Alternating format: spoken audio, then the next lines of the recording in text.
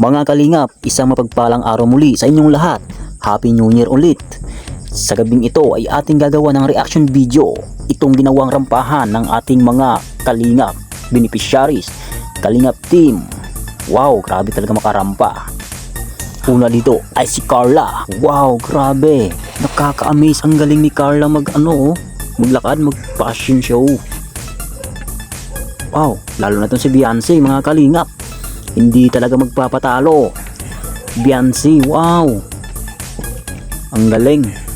Ibang-iba na talaga yung mga kalingap angels. Pagdating naman sa entablado, lalong-lalong hindi magpapatalo. Itong si Queen, itsura pa lang, hindi mo na matatalo pa. Grabe, foreigner. Oh my God, saan ka nakahanap ng ganyan beneficiary? Kagaganda, sa kalingap lang.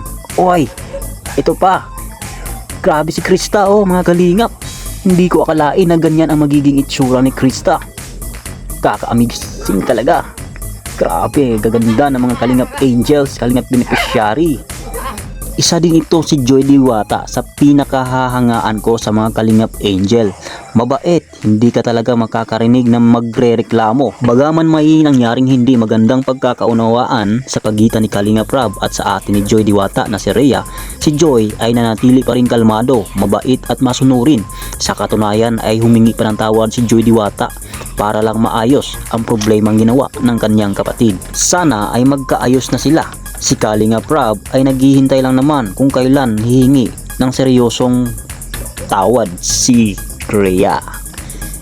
Dahil hindi naman magandang pakinggan kung si Kalingap Rab mismo ang lalapit kay Rhea at humingi ng tawad. Kaso lang ay mukhang nasira na ang tiwala ni Kalingap Rab kay Rhea at kahit kailan ay malabo nang ibalik ni Kalingap Rab ang kanyang pagkakakilala kay Rhea. Maliban lang sa kay kanila Joy Diwata at sa kanyang kapatid na si Leia at saka si Nanay Imelda. Okay sila, walang problema. Pero ewan ko ba kay Rhea bakit nag-iba ang kanyang landas at kinalaban ang taong mismong tumulong sa kanila para umangat ang kanilang buhay.